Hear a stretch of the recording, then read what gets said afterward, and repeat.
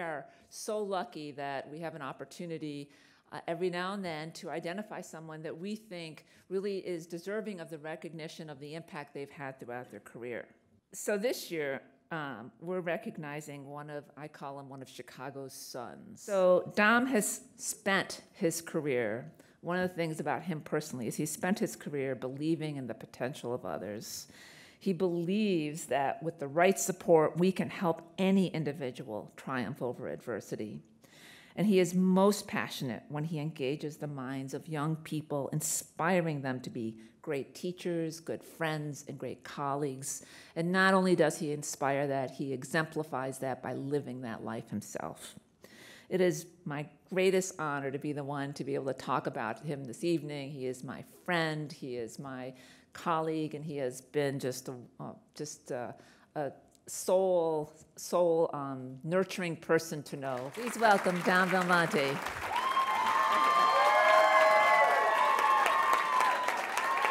Thank you all for being here tonight. I know that I am that which stands between you and your car, your comfy pajamas, and your feet up. And so I know you deeply hope that I'm good. I know also you deeply hope I am fast. I hope to achieve both of those. First, the necessary thank yous. 41 years ago this month, my wife gave me reason to live, and I am so grateful to have her at my side.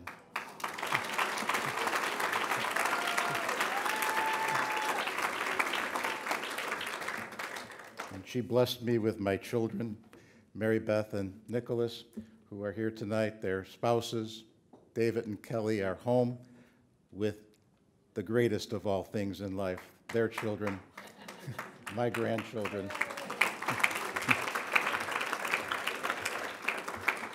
Grandparenthood, for all of those who know or who are going to soon know or don't know, is truly the bomb.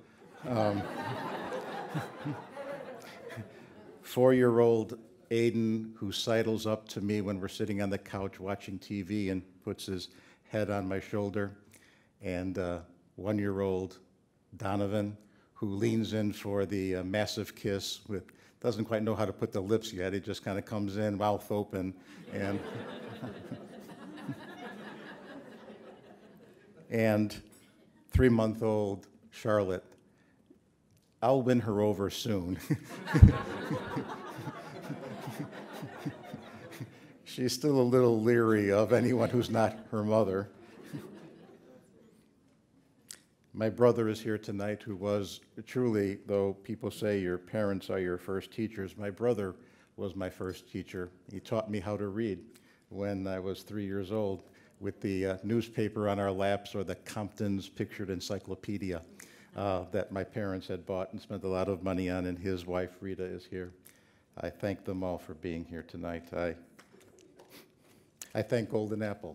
Mr. Koldyke, 30 years ago, we entered into each other's lives, and I've been spending 3 decades thanking you for the opportunity that you gave and the opportunity that I've tried to do to continue your legacy. It's so amazing to be given an award that both Mike Koldyke and Arnie Duncan had been given. I have been in the room with both of those gentlemen, individually and collectively, but I never thought that my contribution held a candle to what those 2 men have done with their lives. And so to be up here with that kind of legacy is truly humbling. Thank you, my Golden Apple family, for helping us forward the mission of the organization. And thank you to National Louis and to Naveen, my dear friend. This university has come a long way, and its last 7 years have been one of great transformation. And it's because of Naveen's leadership that is so. A spark is in this place, and those of you who walk into it understand it. And like all of us teachers know, as goes the leader, goes the building. And so thank you, Naveen, for what you have accomplished. You know, I accept that there are 2 different kind of opposite notions of being a pioneer. And I embrace both of them. The first of them is making something up out of nothing, being the first to have done something in our work in creating the Scholars Program where nothing like that ever existed before. And the fact that we introduced alternative certification to Illinois, and I had a deal to do with that. I fully embrace that. But there's another notion of being a pioneer, something that's more anachronistic and fusty and geriatric, someone who is hopelessly behind the times, and I embrace that as well. It's kind of like if you remember the old DirecTV commercials with the settlers, the ones who drank tea the color of dishwater and had faceless dolls and an annual lick of the family lolly. I embrace that as well. I have never tweeted. I do not enter into Facebook unless I stare over my wife's shoulder at the pretty picture of whomever she's looking at. And I guess I'm okay with that. But in fact, for all of you people who do that social media thing, there is one, perhaps, lesson that I would give to you. Each time I go to Springfield, a place that I swear no one should sleep alone, and Senator, you know far more than I how true that is. My favorite part of Springfield is leaving it, and and when I do, there is, once you go on Madison Street, which becomes Clear Lake Avenue, which soon heads for blessed 55 North, and I'll be in my pajamas soon. There's a church front sign, church front church, and its sign that's been there the past few times just makes me smile, and so I give this advice to you, social media. It says, written on that sign, tweet others as you wish to be tweeted.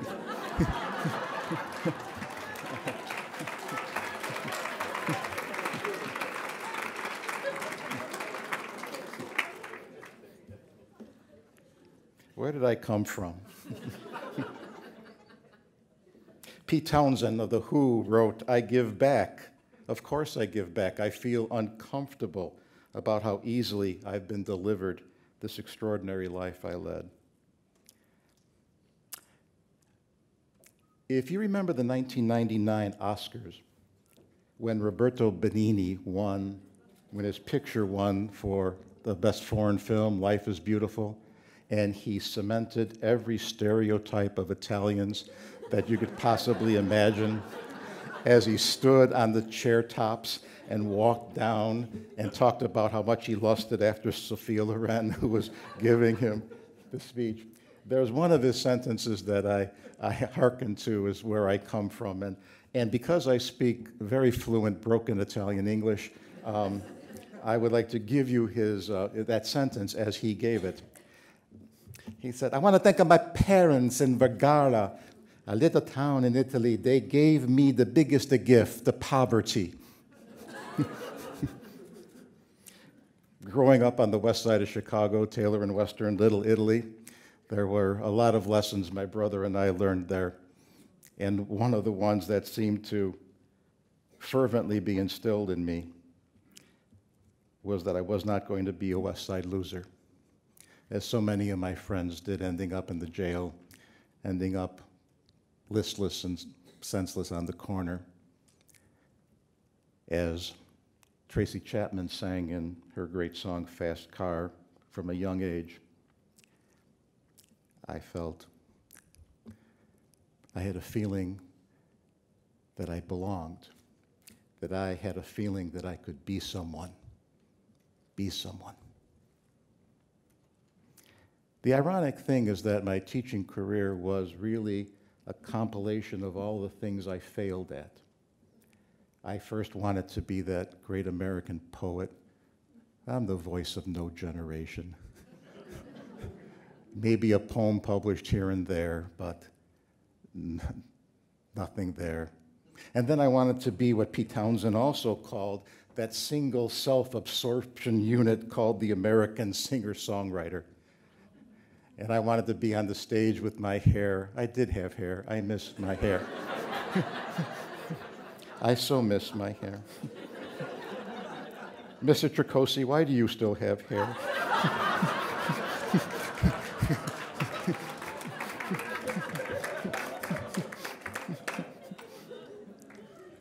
So I sang my off-key songs, and no record label, no company deal.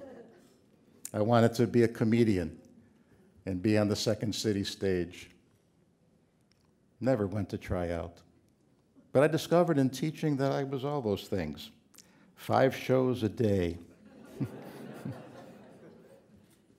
The long poem crafted, making generations after generations of students write songs and sing them in their off-key fashion about why they wanted to be who they were, what was entailed in their dreams. Many a scholar, not lately since there's so many of them, I don't teach them all anymore, so you want to know what teaching's like? Write a song and sing it in front of us strangers. So my teaching career was really a rather long version of dancing on the graves of my dreams. But I discovered something while I was in the midst of it, that there were these moments that would occur that no college professor ever taught me about, and discovered that I had to come up with, right then and there, a solution, an answer, a correct diagnosis. I mean, there were millions of them. I'll just give you one example out of 100 million. In the midst of a classroom, juniors, high school juniors, whatever it was that I did, had one student, Sally, we'll call her, say, "Mr. B, nice butt." Have I told you this is an old story? It's a very old story. Now, let's just stop the time machine right there. What does one do when that happens? Silence? Recrimination? "Young lady, my butt is none of your business." Return of serve? "Right back at you, Sally." No? No?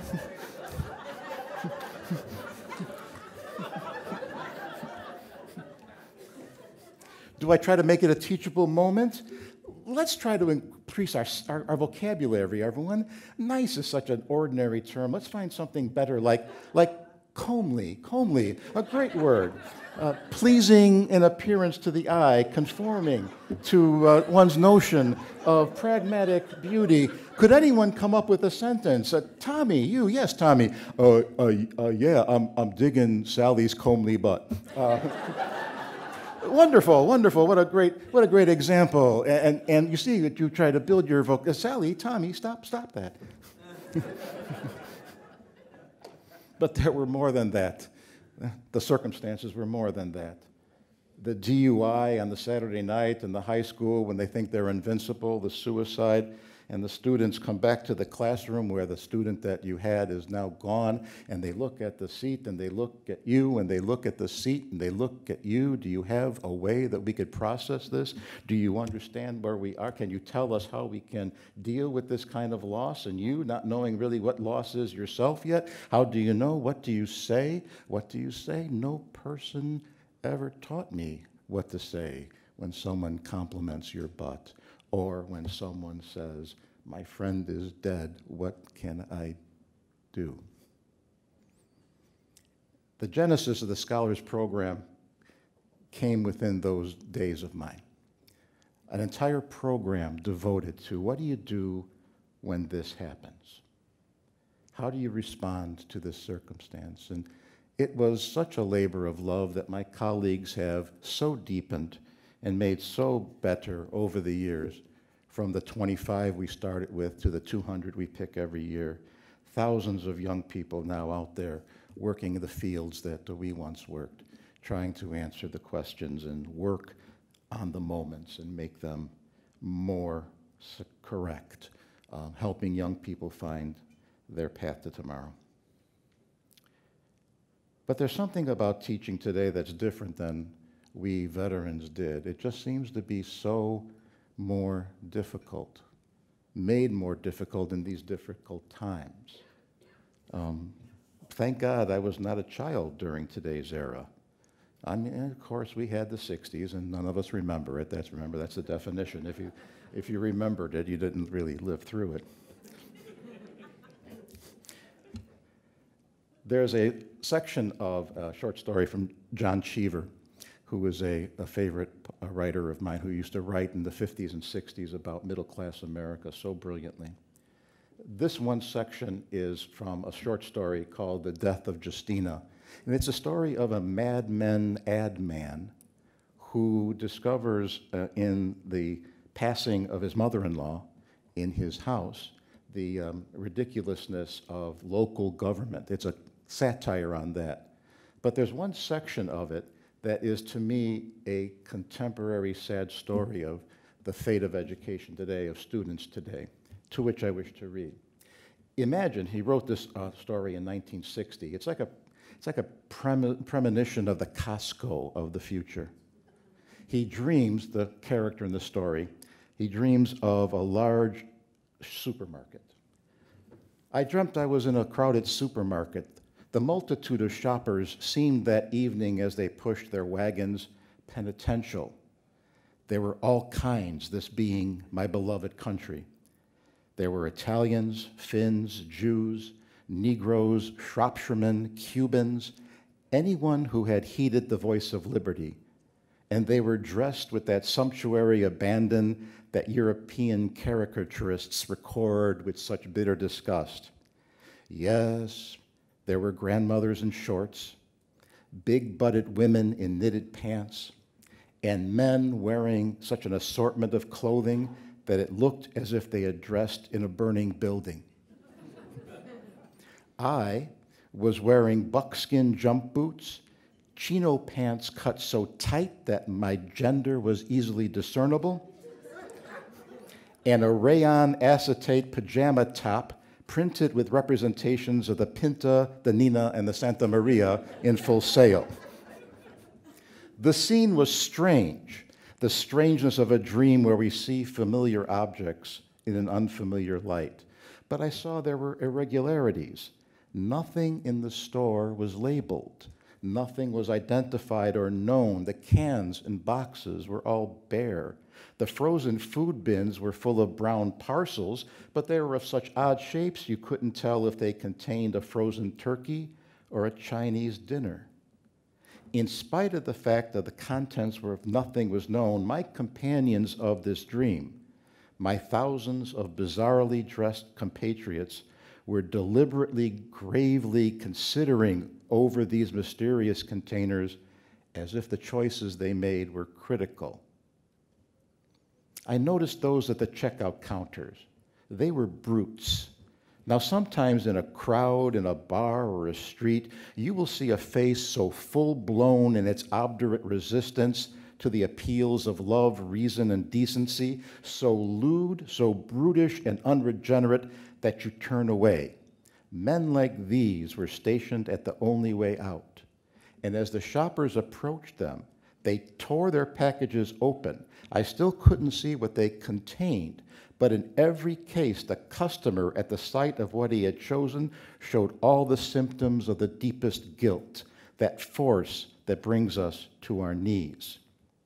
Once their choice had been opened to their shame, they were pushed, kicked toward the door, and beyond the door I saw dark water and heard a terrible noise in the air. As I watched, thousands and thousands pushed their wagons through the market, made these careful, mysterious choices, and were reviled and taken away. How quickly I could see this as the contemporary classroom where the students are deliberating over that unshaped version of their lives, not quite knowing what it is that they could become, hoping that what they select would be deemed suitable by the person up there, the big person by the big desk with the nice book, with all the stuff behind him or her. And in too many cases, we, at that end, brutalize the young people. We terrorize their dreams. We tear apart their wishes, all in the various kinds of forms. Manic testmania, a belief that you can be identified by a number and not what it is that's in your heart. Too much of that goes on. Too much of that goes on. And the products of them are flooding our streets, the products of the failure of our profession. Out there, you know where they hang. They hang in the corners and they hang on the streets, and they are victimized as our great recipient works against. They populate our hospitals. They populate our morgues.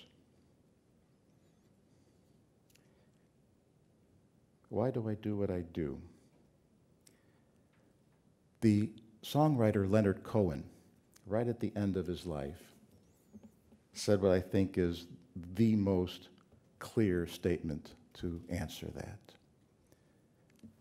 He wrote, "At critical moments, from our depths, out of an impulse not for glory, not for wealth, not for fame, not for power, but out of an appetite to serve something larger than ourselves. Out of all that, the emergency inside us finally speaks." That's why I do what I do. There was an emergency inside of me that said I was not going to be a West Side loser. And I reached out across the space where more people have been touched and more people have been saved than any other space, the space of the American classroom, greater than the space between doctor and patient, greater than the space between therapist and client. More people have been reached by what we do and say. But the emergency continues on. They're everywhere. Why aren't there more people fueled by a sense of that emergency? We read it in the newspapers every day. Our newspapers are becoming like the Vietnam story in the 6 o'clock segment in the 60s. You remember those? When they would talk about winning or losing in the terms of how many casualties were created, how many bodies came home. The bodies are here now. Why is there not more of a sense of emergency? For in the words of our latest Nobel Literature laureate, how many deaths will it take till we know? For that we fight on. You're so gracious to be with us tonight, and so grateful am I to have your consideration, and thankful for this time and attention. God bless you all and your families. Thank you.